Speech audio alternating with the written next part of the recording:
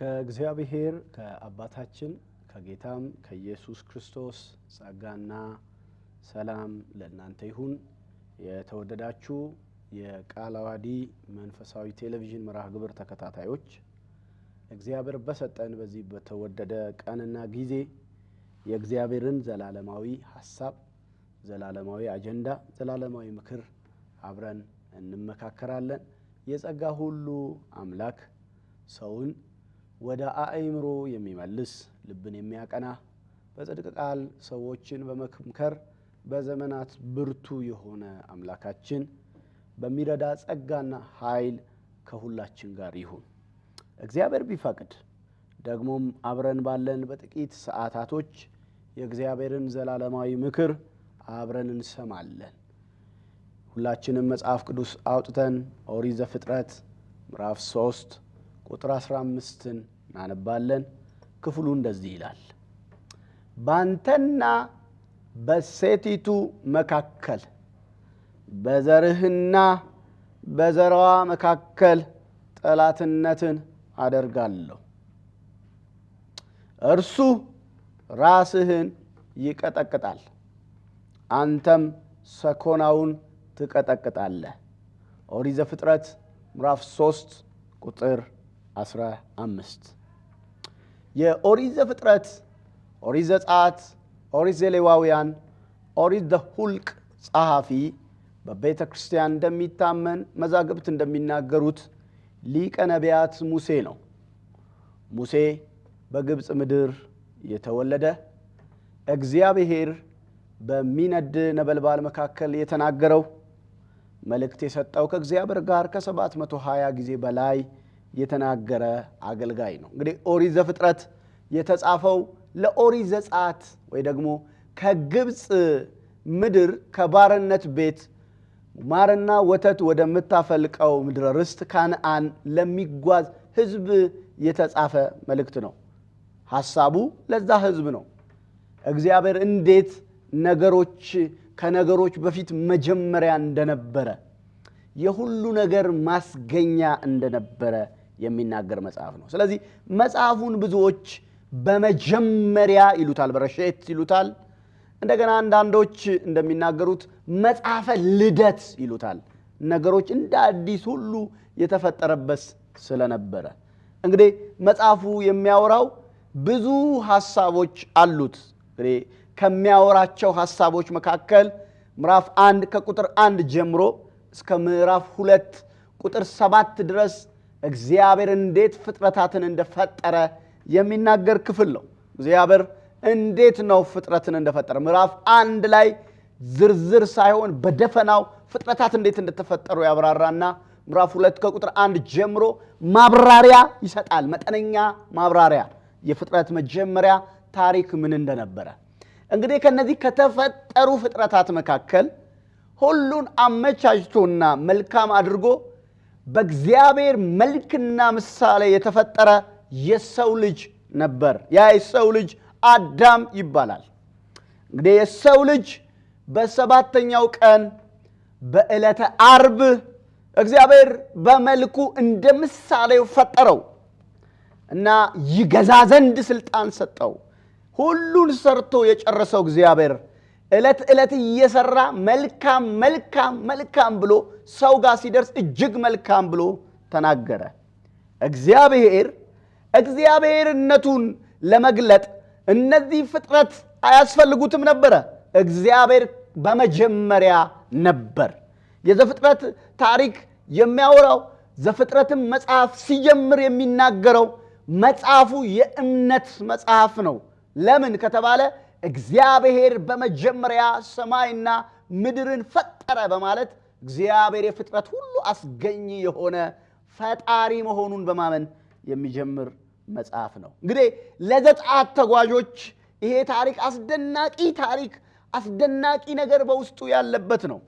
ዛሬ በኃይለ ቃልነት ያነሳሁት ክፍል ኦሪት ዘፍጥረት ምዕራፍ 3 ቁጥር 15 የኦሪት ዘፍጥረት ምዕራፍ 3 ቁጥር 1 ጀምሮ እስከ 14 ድረስ ያለው ማጠቃለያ ወይ ደግሞ እግዚአብሔር የወሰነውን ፍርድ የሚያወራ ሐሳብ ነው። ክፍሉ ስለ ፍርድ የሚያወራ ነው። ማለት እባቢቱ ላይ ሔዋንን ያሳተው ላይ እግዚአብሔር የፈረደውን ፍርድ የሚያወራ ክፍል ነው። እንግዲህ ፍርድ ነው። ግን ዛሬ ይህንን ክፍል የምንካፈለው እንዲህ በሚል ርዕስ ነው። የመጀመሪያው የመዳን ተስፋ በሚል ርዕስ ነው። ክፍሉ እንደዚህ ነው። እግዚአብሔር ሰውን ፈጠረ፣ መልካም አድርጎ ፈጠረ። እነሆ ስልጣን ሰጠው። ኤዶም ገነትን እንዲንከባከብ አደረገው። የሕይወት ዛፍን እንዲበላ አደረገው። እግዚአብሔር አትብላ ብሎም ከለከለው። አዳም እና ሔዋን አትብላ የተባለውን በሰይጣን ወጥመድ ተታለው በሉ። በዚህ በፊት ባለፈው ቀንም ስለ ሰው ልጅ ውድቀት ስንናገር የምንናገረው ክፍል ነው። ኃጢአት ወደ ዓለም እንዴት እንደገባ፣ ኃጢአት በዓለም የሰው ታሪክ ውስጥ መተዋወቅ የጀመረው በመጀመሪያይቱ የገነት ነዋሪ አዳምና ሔዋን አማካኝነት ነው የሚል ነው። እና አዳምና ሔዋን አትብሉ የተባሉትን በሉ። ስለዚህ እግዚአብሔር ከሚባል ጌታ ደግሞም ገነት ከሚባል መልካም የአትክልት ስፍራ ወጡ፣ ተለዩ። እና በዚህ ጊዜ በልተው ራቁታቸውን ባወቁ ጊዜ፣ በሞት ፍርሃት ተይዘው ባሉበት ጊዜ እግዚአብሔር መጣ እና የእግዚአብሔር ድምፅ በገነት መካከል ሲመላለስ ሰሙ እና አዳምና ሔዋን ተደበቁ። እግዚአብሔር አዳም ወዴት ነህ ብሎ ፈለገው። ታውቃላችሁ፣ ከዘፍጥረት ጀምሮ እስካሁኗ የሰው ልጅ ታሪክ ውስጥ እግዚአብሔር ሰውን በሚፈልግበት የመፈለግ ጉልበት ያህል ሰውን የፈለገ አንድም አካል የለም። ሰው እግዚአብሔርን ከሚፈልግበት ፍላጎቱ የበለጠ እግዚአብሔር የሰው ልጆችን ይፈልጋል። አሁን ብዙ ሰዎች ራሳቸውን ጠልቶ ራሳቸውንም እንደማያስፈልጉ ቆጥረው ራሳቸውን አንቀው ይገላሉ፣ በመርዝ ይገላሉ፣ በተለያየ መንገድ ራሳቸውን ለማጥፋት ይሞክራሉ። ለምን? ሰው ራሱን እንኳን በጠላበት ሁኔታ ውስጥ እንኳን ቢሆን እግዚአብሔር ይፈልገዋል። አዳም ራቁት መሆኑን ተመልክቶ ራሱን በተጠየፈበት ጊዜ፣ ራቁት መሆኗን ተመልክቶ ሚስቱን ባፈረበት ጊዜ እግዚአብሔር ወዴት ነህ ብሎ ጠየቀው። የቅጠል ግልድም ያገለደሙት በእግዚአብሔር ጸጋና ምሕረት በእግዚአብሔር መገኘቱት ይኖሩ የነበሩት ሔዋንና አዳም በእግዚአብሔር ፊት ለፊት ቆመው መካሰስ ጀመሩ። አዳም ከሰሰ። ትረዳኝ ዘንድ የሰጠን እቺ ሴት አትብላ ያልከኝን አበላችኝ አለ። ሔዋንም መልሳ እኔ አይደለሁም እባብ ነው ያሳተኝ ብላ ክሷን በምክንያት አስተባበለች። እኔ ይገርመኛል ዛሬ ላይ ከብዙ ሺህ ዘመን በኋላ አዳም ለእግዚአብሔር ፊት ለፊት ምሕረት እንደለመነ አድርገው የሚናገሩ ሰዎችን ስሰማ ደነቃለሁ። አዳም ሚስቱ ላይ ያላከከ ነው የሚለው፣ ሔዋን እባብ ላይ ያላከከች እና እግዚአብሔር ፈረደ። ይኸውላችሁ እግዚአብሔር ጽድቁና ፍርዱ እኩል ናቸው። ጽድቁ ፍርዱን አይተላለፍም፣ ምሕረቱ ፍርዱን አይተላለፍም፣ ፍርዱም ደግሞ ምሕረቱን ቸል አይልም። እግዚአብሔር እንደዚህ አይነት አምላክ ነው። እውነተኛ ስለሆነ ፈታዬ በጽድቅ ነው፣ በጽድቅ ይፈርዳል። እግዚአብሔር መሐሪ ስለሆነ በመሐሪ ማንነቱ ያለ ልግስና ሰዎችን ይምራል እና የወደቀው የሰው ልጅ ያለ ልክ በፍጥረት ላይ አለቃ ይሆን ዘንድ ከፍ ከፍ ያለው የሰው ልጅ ስራም ስልጣንም ሚስትም የተሰጠው የሰው ልጅ አዳም ስለበደለ ኃጢአት ወደዚህ ዓለም ገባ ይላል እግዚአብሔር ቃል። ሮሜ ምዕራፍ 5 ቁጥር 12 ላይ ከአዳም ጀምሮ እስከ ሙሴ ድረስ ኃጢአት ወደ ዓለም ገባ ይላል። ሁሉ ኃጢአት ስላደረጉ ሞት በሰው ሁሉ ላይ ነገሰ ይላል። ነገሰ እና የሰው ልጅ መውደቅ፣ የሰው ልጅ ከእግዚአብሔር መንገድ መተላለፍ፣ የሰው ልጅ እግዚአብሔር ያለውን አኗኗር እምቢ ማለት የኃጢአት ጅማሬ ነው። የኃጢአት ጅማሬ ነው። እና እግዚአብሔር ለራቁትነታቸውን የሆነ እንስሳ ሰዋና ቁርበት አለበሳቸው። ነገር ግን በሰው ልጅ ላይ ፍርድ ወጣ፣ በእባብ ላይ ፍርድ ወጣ እና በዛ ፍርድ ውስጥ አስደናቂ ተስፋ ለሰው ልጅ ወጣ እና እግዚአብሔር እባቡን ይረግም ጀመረ እንዲህ ብሎ ባንተና በሴቲቱ መካከል በዘርህና በዘሯ መካከል ጠላትነትን አደርጋለሁ። እርሱ ራስህን ይቀጠቅጣል፣ አንተም ሰኮናውን ትቀጠቅጣለህ የሚል ነበር። በጣም ይገርማል። እግዚአብሔር ባይሆን ኖሮ እግዚአብሔር አምላካችን ባይሆን ኖሮ ምን ይገርማል። ይሄ ቃል ክፋት እንደማያሸንፈው እግዚአብሔር ለሰው ልጅ የሰጠው ተስፋ ነው። ይሄ ቃል ለሰው ልጅ የሚሰጥ ቤዛ እንዳለ ምልክት የሚሰጥ ክፍል ነው። ይሄ ቃል ሰው በፍርድ ውስጥ እንኳን መካከል ቢሆን የእግዚአብሔር ፍቅር በሰው ሕይወት ውስጥ እንዳልተለወጠ የሚናገር ክፍል ነው። በብዙዎች እንደሚነገረው ይሄ ዘፍጥረት ምዕራፍ 3 ቁጥር 15 ፕሮቶ ኢቫንጀሊየም ይባላል። የመጀመሪያው ወንጌል ማለት ነው በላቲን ቋንቋ። ምክንያቱም በመጽሐፍ ቅዱስ ውስጥ የመጀመሪያ የመዳን ተስፋ ለአዳም የተገባለት ክፍል ስለሆነ ቀጥታ ክፍሉ በጠላት ላይ በእባቡ ላይ በሰይጣን ላይ የተፈረደ ፍርድ ቢሆንም በዛ ፍርድ ውስጥ ግን የእግዚአብሔር ምሕረት ለሰው ልጅ እንዴት እንደተገለጠ የሚያብራራ ነው። ለዛም ፕሮቶ ኤቫንጀሊየም ይባላል። የመጀመሪያው ወንጌል ለሰው ልጅ የመዳን ተስፋ ፍንጣቂ፣ ያ የመዳን ፍንጣቂ የሴቲቱ ዘር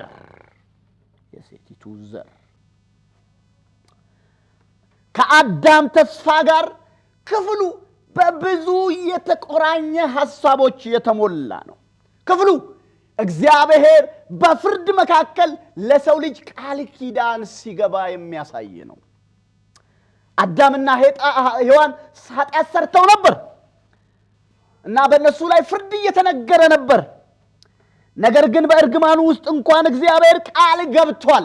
የገባው ቃል የሴቲቱ ዘር እባብን ወይም ሰይጣንን ሊያደቅቅ እንደሚመጣ ይህ አዳም ይህ ታሪክ ይህ ክፍል የሚያብራራው የአዳም ከእግዚአብሔር ጋር የመኖር ታሪክ በገነት እንዳልተቋጨ ተስፋ የሚሰጥ ነው። ለዛ ነው የመጀመሪያ ተስፋ ብለን ክፍሉን ያነሳ ነው።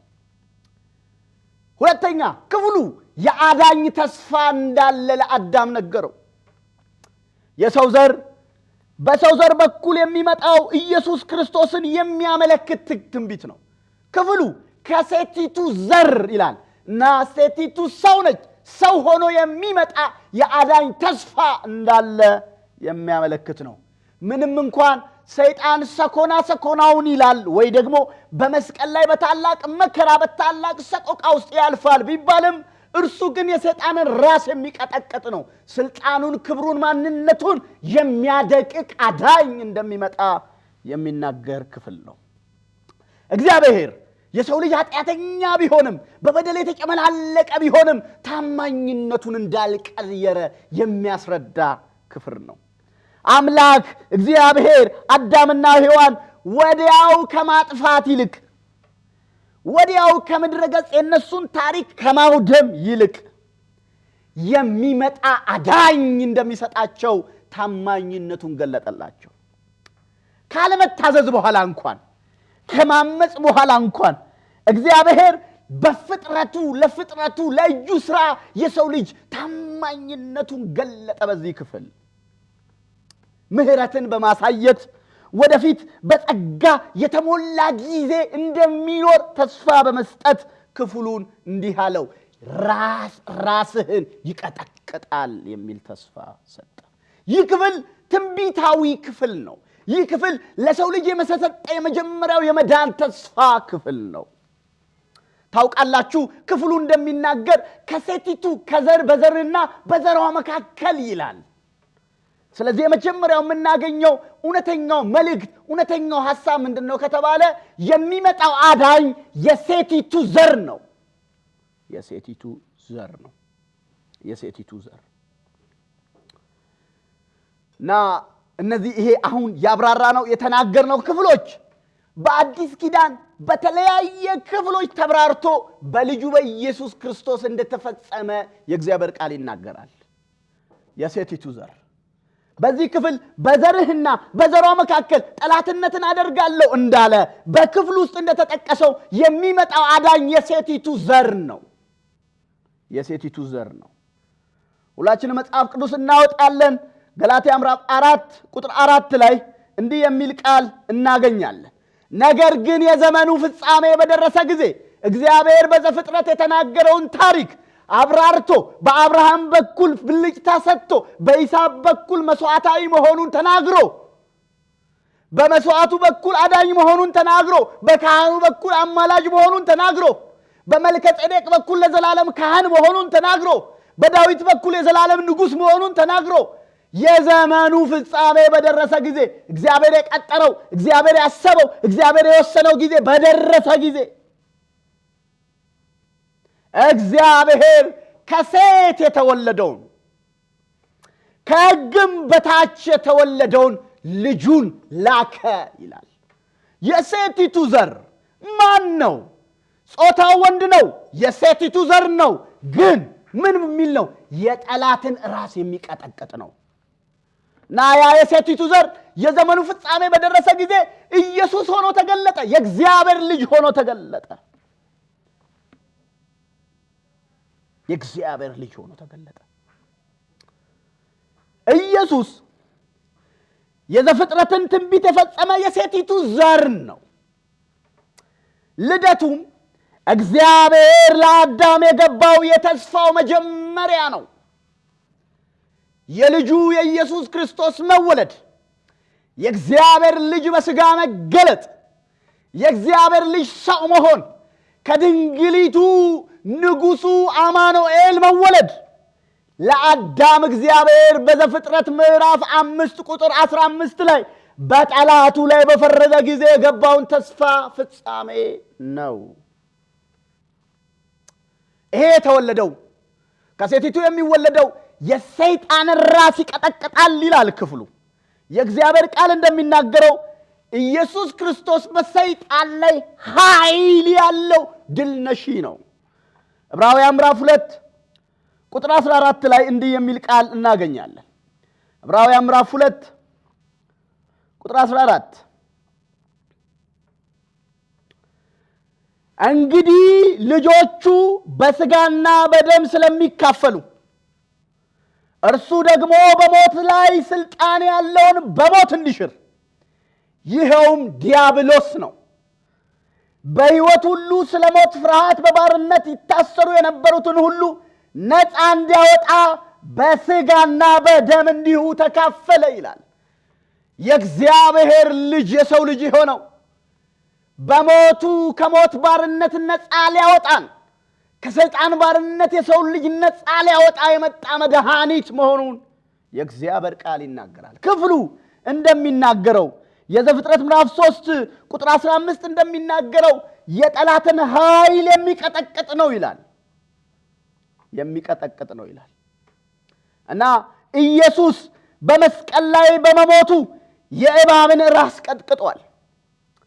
ተረከዙ ወይ በመስቀል ስቃይ ውስጥ መከራ ውስጥ እንኳን ቢያልፍም የሰይጣንን ሥራ ለዳግመኛ ሰውን ባሪያ ላያደርግ እግዚአብሔር ልጅ ኢየሱስ በመስቀል ላይ ድል ነስቶታል እና የናዝሬቱ ኢየሱስ በዘፍጥረት ምዕራፍ 3 ቁጥር 15 ላይ የተጠቀሰው የሴቲቱ ዘር የእባቡን ራስ የሚቀጠቅጠው የመጀመሪያው ተስፋ ፍጻሜ ነው። እሱ ብቻ አይደለም። ክፍሉ የሚናገረው በዘርና በዘሯ መካከል ጠላትነትን አኖራለሁ ነው የሚለው። ይሄ ክፍል ለልጁ ብቻ ሳይሆን በልጁ ዳግም ለሚወለዱት ሁሉ እንኳን የሚሆን ክፍል እንደሆነ ያብራራል እና ይሄ ክፍል ለአማኞችም ቀጣይነት ያለውን ተስፋ የሚናገር ክፍል ነው። እንዲህ ይላል ሮሜ ምዕራፍ 16 ቁጥር 20 ላይ የሰላም አምላክ ሰይጣንን ከእግራችሁ በታች ፈጥኖ ይቀጠቅጠዋል ይላል በብዙ ቁጥር። ይህ የዘፍጥረት ምዕራፍ 3 ቁጥር 15 በቀጥታ ከቤተ ክርስቲያን ጋር እንደሚገናኝ የሚያሳይ ነው። ቤተ ክርስቲያን በልጁ በኢየሱስ ክርስቶስ ባገኘችው ስልጣን የዲያብሎስን ሥራ ያፈረሰች፣ በስሙ ኃይል ጠላትን እየቀጠቀጠች የምትቀጥል ኃይል ነች። አማኞች ሁሉ በክርስቶስ ድል ይካፈላሉ። እናም ተስፋው በእኛ ውስጥ ጭምር የሚቀጥል እንደሆነ የሚያስረዳ ነው። ዋነኛው ትልቁ ዘፍጥረት የሚያስረዳውም ይሄ በዘፍጥረት የተጻፈው በልጁ በኢየሱስ ክርስቶስ የተፈጸመ የመጀመሪያ የተስፋ ፍጻሜ መሆኑን የሚያሳየው ኢየሱስ ራሱ የመጣበት ዓላማ ይህንኑ ዓላማ ለማስፈጸም እንደሆነ አንደኛ ዮሐንስ ምዕራፍ 3 ቁጥር 8 ላይ እንዲህ ይላል። የእግዚአብሔር ልጅ የተገለጠበት ምክንያት የዲያብሎስን ሥራ ሊያፈርስ ነው ይላል። የዲያብሎስን ሥራ እንዲያፈርስ የእግዚአብሔር ልጅ ተገለጠ ይለናል። ኢየሱስ በተለይ የመጣው የውድቀቱን ውጤት ለመቀልበስ ነው። የሰው ልጅን የውድቀት ውጤት፣ በኃጢአት ምክንያት የመጣውን ፍርሃት፣ በኃጢአት ምክንያት የመጣውን ሞት፣ በኃጢአት ምክንያት የመጣውን የሰይጣን ባርነት ታሪክ ለመቀልበስ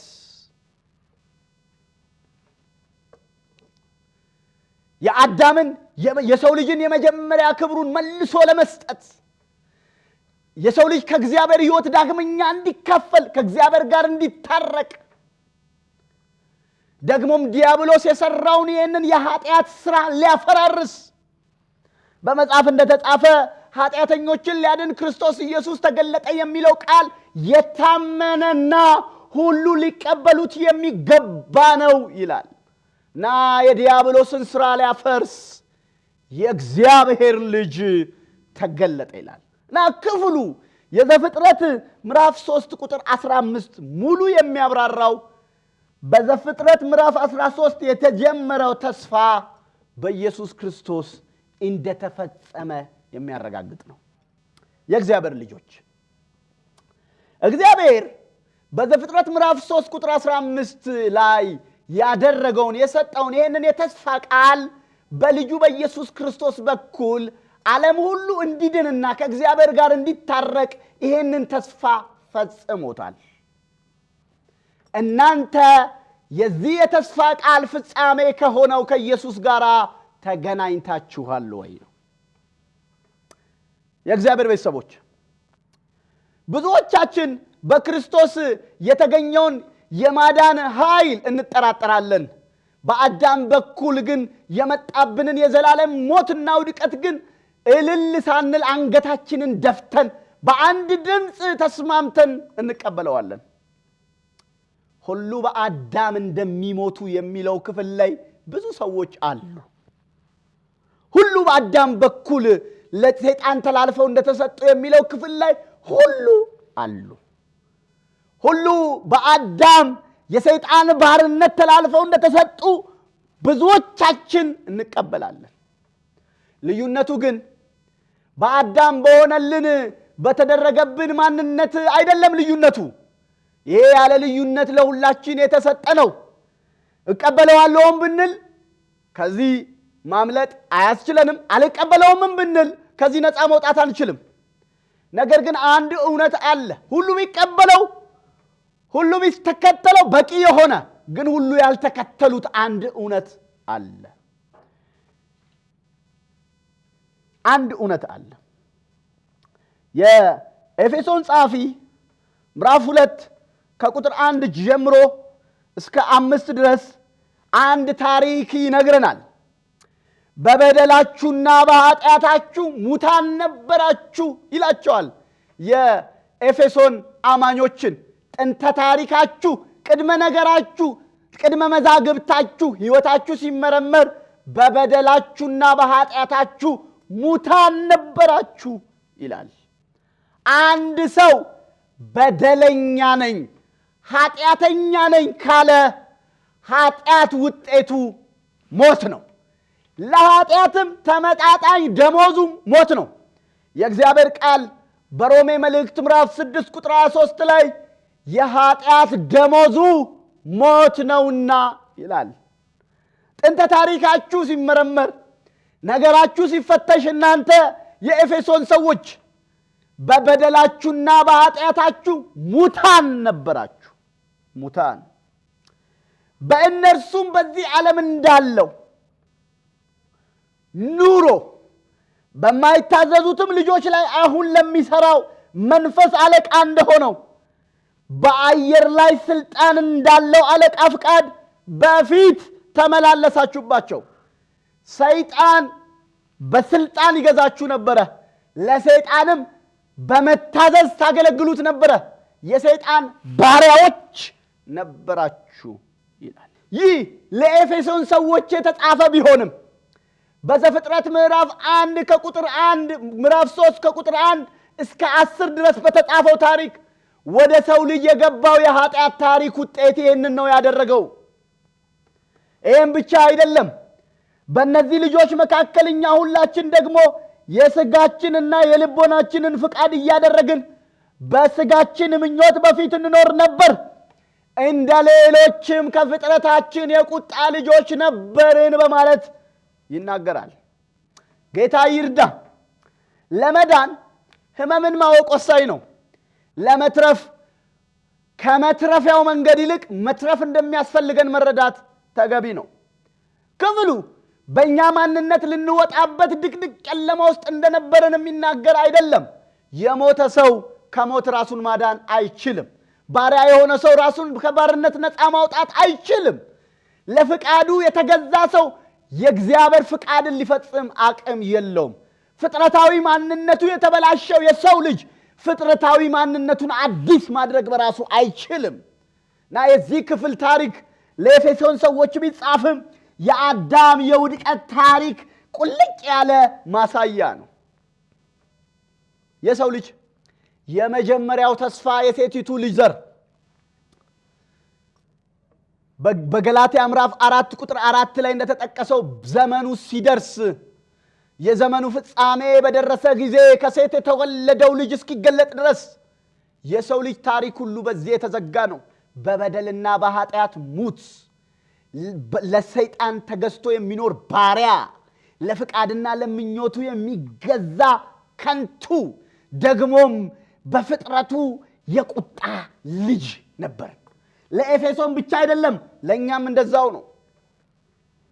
ማናችንም አሁን እጃችንን አዳምና ሔዋን ላይ መቀሰር አንችልም። ለምን? ከአዳምና ከሔዋን የበረታ ኃጢአት ሰርተናል። ማናችንም በዘፍጥረት ምዕራፍ 3 ላይ የተጠቀሰውን ታሪክ እያሰብን ምን አለ እኔ ብሆን የሚበላ ነገርን ብዬ የሚያበላኝን እግዚአብሔር አልክድም ልንል እንችላለን። ከዛ የሚበልጥ እልፍ ነገሮችን እኛ እያደረግን የምንኖር ኃጢአተኞች ነበር እና የመጀመሪያው ተስፋ ሲሰጥ የእግዚአብሔርን የምህረቱን ባለጠግነት የሚያሳይ ነው እንጂ የሰውን ዝግጁነት እንደማያሳይ ሁሉ ለእኛም በበደላችንና በኃጢአታችን ሙታን ለሆንን በዚህ ዓለም ለሚሰራ መንፈስ አለቃ በአየር ላይም ለሚሰራ መንፈስ አለቃ ባሪያ ለሆንን የልቦናችንና የፍቃዳችንን እያደረግን ለምንኖር ለነበርን ከፍጥረታችንም የቁጣ ልጆች ለነበርን ለእኛ የሰው ልጅ እግዚአብሔር በምህረቱ ባለጠጋ በመሆኑ የተነሳ ከወደደን ከትልቅ ፍቅሩ የተነሳ በበደላችን እንደ አዳም ሙታን በሆንን ጊዜ ከክርስቶስ ጋር ሕይወትን ሰጠን።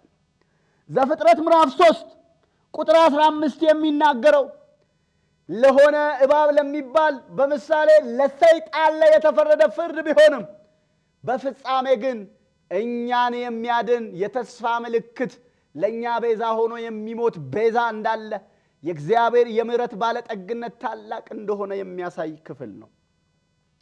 የእግዚአብሔር ቤተሰቦች ይህንን ቃል የምትሰሙ ሰዎች በእርግጥ እግዚአብሔር በምህረቱ ባለጠጋ ባይሆን ኖሮ ለአዳም እንዲህ አይነት የተስፋ ቃል ሊገባለት የሚገባ ፍጥረት ነው? እሺ አዳምስ አልፏል፣ በጊዜው 230 ዓመት ኖሮ አንቀላፍቷል። እነሆ ለእኛስ እግዚአብሔር በምሕረቱ ባለጠጋ ባይሆን ኖሮ በበደላችንና በኃጢአታችን ሙታን እያለን ለሰይጣንና ለአጋንንት ሁሉ መልእክተኞች ሆነን ተገዝተን እያለን በራሳችን ስሜትና ፍቃድ እየተመላለስን እያለን ፍጥረታዊ ማንነታችን አርጅቶ በእግዚአብሔር ፊት የቁጣ ሆኖ ሳለ የእግዚአብሔር የምሕረት ባለጠግነት እንጂ እኛን ወደዚህ የማዳን ጸጋና እውነት ሊያመጣን የሚችል ምን ኃይል አለ? እግዚአብሔርን ፍቅሩ ትልቅ ባይሆን ኖሮ በበደላችን ሙታን ለሆነን ለእኛ እንዴት ከልጁ ጋር ሕይወት ሊሰጠን ይችል ነበር? እግዚአብሔር የጸጋ ሁሉ ምንጭ ባይሆን ኖሮ ጸጋው እንዴት ያድነን ነበር? የእግዚአብሔር ልጆች በዘፍጥረት ምዕራፍ 3 ቁጥር 15 ላይ የተሰጠው የመጀመሪያ ተስፋ ነው። አዲስ ኪዳን ላይ ሆነን ይሄንን ተስፋ እየተናገርን ተስፋውን የፈጸመውን ጌታ ጋር ያልደረስን ሰዎች የእግዚአብሔር ቃል እንደሚናገረው በዘመን ፍጻሜ ከሕግ በታች የተወለደውን ልጁን እግዚአብሔር ልኮታል። ልጁ ደግሞ በሰይጣንና በሞት ባርነት ተይዘን ያለነው ነፃ ሊያወጣን በስጋና በደም ከኛ ጋር ተካፍሎ በመስቀል ላይ ስለኔና ስለናንተ ሞቷል። እሱ ብቻ አይደለም። ልጁ በመጀመሪያ በስጋና በደም የመዋሃዱ የመካፈሉ ምክንያት ዋነኛ ምክንያት የዲያብሎስ ሥራ የሆነውን ኃጢአትና ሞትን ከኛ ሕይወት መግደል ነበር እና የእግዚአብሔር ቃል እንደሚናገር ይሄ የመጀመሪያ ተስፋ ነው። ዘፍጥረት ምዕራፍ 3 ቁጥር 15 የመጨረሻው ግን መዳኛ ተሰጥቷል። በመጀመሪያው ተስፋ አዳም ተጽናንቷል። በመጨረሻው መድኃኒት ግን የሰው ልጅ ሁሉ እንዲድኑ ይፈልጋል እግዚአብሔር። ሰዎች ሁሉ እውነትን ወደ ማወቅ ወደ መዳን እንዲመጡ የሚወድድ እግዚአብሔር አለ። መጽሐፍም እንደሚናገር በእኛና በእግዚአብሔር መካከለኛ ሆኖ ገብቶ ስለ በደላችንና ስለ ኃጢአታችን ራሱን ቤዛ አድርጎ የሰጠ አለ። ሰው ከእግዚአብሔር ጋር ይታረቅ ዘንድ በዘፍጥረት የተጻፈው የተስፋ ቃል የሰይጣን ሥራ ይፈራርስ ዘንድ ሰውም በሰይጣን ባርነት ነፃ ይወጣ ዘንድ ከእግዚአብሔር ሕይወት ይካፈል ዘንድ ልጁ ኢየሱስን ስለ እኛ ልኮታል። እንዲህ ይላል፣ ከወደደን ከትልቅ ፍቅሩ የተነሳ በበደላችን ሙታን እንኳን በሆንን ጊዜ ከክርስቶስ ጋር ሕይወትን ሰጠን። በጸጋ ድናችኋልና በሚመጡ ዘመናትም በክርስቶስ ኢየሱስ ለኛ ባለው ቸርነት ከሁሉ የሚበልጠውን የጸጋውን ባለጠግነት ያሳይ ዘንድ ከእርሱ ጋር አስነሳን፣ በክርስቶስ ኢየሱስም በሰማያዊ ስፍራ ከእርሱ ጋር አስቀመጠን ይላል። የዕብራውያን ሰዎች የሞት ፍርሃት ነበረባቸው። የገላትያ ሰዎች ክፉ ከሆነው ዓለም ያድናቸው ዘንድ እንደ አባታችንና እንደ አምላካችን ፍቃድ ልጁ ራሱን ስለ ኃጢአታችን ሰጠ ይላል የእግዚአብሔር ቃል። እነሆ ለኤፌሶን ሰዎች ደግሞ ኢየሱስ የእግዚአብሔር የማዳን ጸጋ ጉልበት ሆኖ ተገልጧል። የእግዚአብሔር ቤተሰቦች ለአዳም የተሰጠው ያ የመጀመሪያው ተስፋ ለአዳም የተሰበከው በዘፍጥረት የተሰበከው የመጀመሪያው ወንጌል ኢየሱስ ነው። ዛሬ በዚህ ተስፋ ተጽናንታችሁ ወደፊት እያሰባችሁ ካለ ይሄንን ተስፋ ፈጽሞት በአብ ቀኝ የተቀመጠ የሚያምኑበትም ደግሞ በአብ ቀኝ ያስቀመጠ የጸጋ ሁሉ ምንጭ ኢየሱስ ክርስቶስ አለ።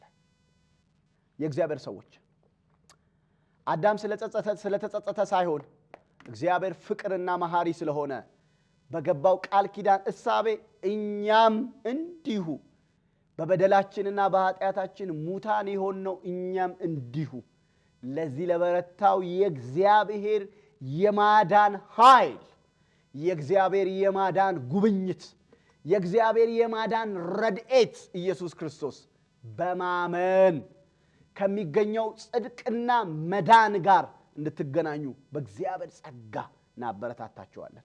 ይህንን የሕማማት ወቅት ስታስቡ በሚለበስም ጥቁር በሚደረግም ድርጊት ዓይናችሁን ቸክላችሁ ከዚህ የበለጠ ማዳን እንደሌለ የሚሰማችሁ ሰው ካለ በእግዚአብሔር ጸጋ እናበረታታችኋለን። ሰዎችን ሁሉ የሚያድነው የእግዚአብሔር ጸጋ ተገልጧል። ሰዎች ሁሉ ይድኑ ዘንድ የሚያስችል ብቁ የሆነ የእግዚአብሔር ለማይገባው የሚሰጠው ነፃ ስጦታ ተሰጥቷል። እሱ ኢየሱስ ነው።